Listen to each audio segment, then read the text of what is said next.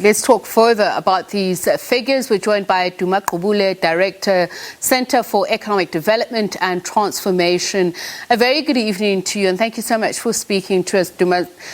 I know we've just had Gloria looking at some of the causes and the effects thereof, but I'd like to start with asking you, is this the highest number since the publishing of the quarterly labour force survey that we've seen these unemployment figures?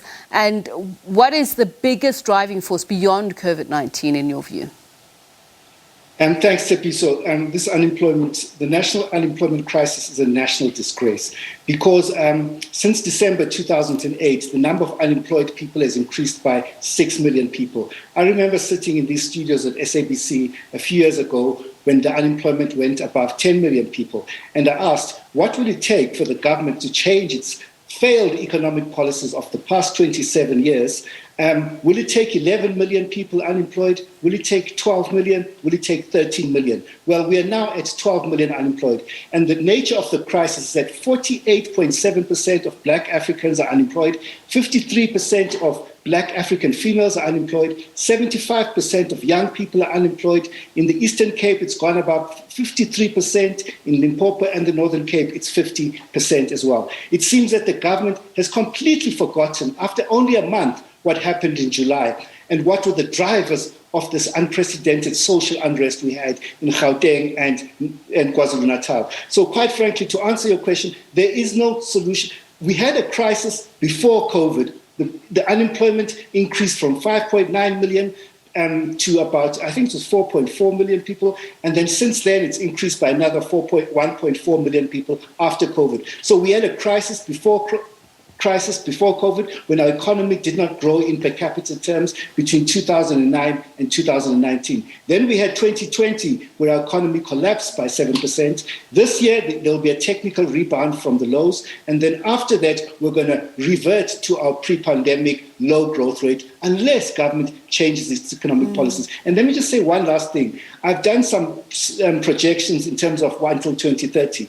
The government says it will take until 2023 for us to reach 2019 levels of GDP growth. If you add population growth, it could be 2025. So on this trajectory that we're on, we're going to have a second lost decade in terms of economic development. And that will result in repeated social unrest, instability, and eventually the government will have to use repression to keep the people under control. This is a serious crisis. We've never had anything like this in post-apartheid history. I don't know what will make government change their mind. The policies have failed repeatedly. They keep doubling down on these policies that failed. Structural reform, privatization, deregulation, liberalization. There's nowhere in the world, every single document, whether it's from National Treasury or IMF, shows that those policies do not deliver growth in the short term, and they have a cost in the short term. So why should they even be on the table? Yeah.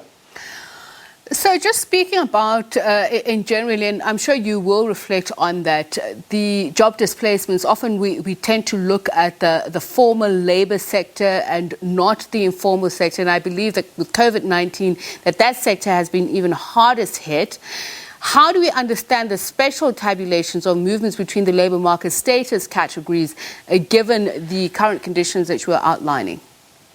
Well, during COVID, all sectors lost jobs, but the saddest one I saw was domestic workers. I can't remember what the figure is, but it's like just under 200,000. And I haven't looked at the number for informal sector. I can't remember it off by heart. But the point is, the most vulnerable people, the people with the lowest level of skills, the most precarious jobs, those are the people who suffered during COVID, and the people who were in the managerial class, they didn't get affected by COVID. So it's the bottom rung of our society that got decimated. Their livelihoods have been decimated by this crisis. Yeah. And just as I said, the categorization, the movements between the labour markets in the categories, but specifically the 10 industries, I believe it's 3 out of 10 of the industries which saw the largest decrease.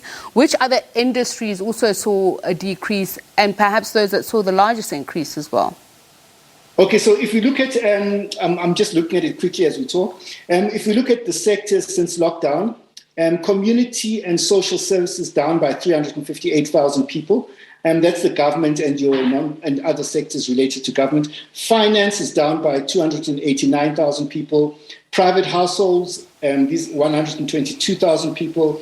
Manufacturing, there's been a bloodbath in manufacturing, about electricity related, 291,000 people. Construction, 121,000 people. So there is no sector in the economy that has failed to lose jobs since the lockdown. Yes. So just in terms of your projections, Duma, that you were saying that despite what government has said about 2023, it looks more likely to be 2020.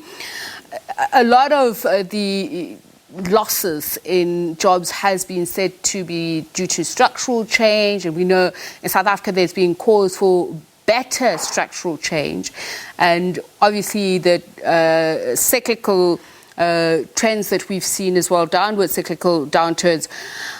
What can be done immediately to arrest the situation, and also understanding the employed status, those who are economically inactive and those who are no longer job seekers? Okay, there's no other way, Tsepiso. The rest of the world, they had stimulus packages of $16 trillion, 17% of world GDP. The countries that have recovered the strongest are the countries that had the highest stimulus. So there is no other solution except to inject new money into the economy. Every single country decided that there's no way out of this crisis except to spend our way out of this crisis. They would do whatever it takes. Now, I just have to mention, in terms of the nature of these stimulus packages, they blended immediate humanitarian relief through cash transfers. We had 734 cash transfer programs in 186 countries. So cash transfers were very popular, but they got blended with spending on infrastructure and jobs that will create jobs, and that will create jobs and grow the economy in the long term. But the point is, we have to address both those issues in South Africa. We have to address the immediate humanitarian crisis through cash transfers. We've got 10 million people, including 3 million children who went poor in April and May. And you can't tell those people to wait for jobs. And in terms of projections, the numbers are behaving a bit weirdly since COVID, but I projected that we will have, we need to create 17 million jobs by 2030 to achieve full employment. So we can't tell the people to wait for those jobs while we not address their immediate needs here. No, thank you so much, Duma Gqubule, Director of the Center for Economic Development and Transformation.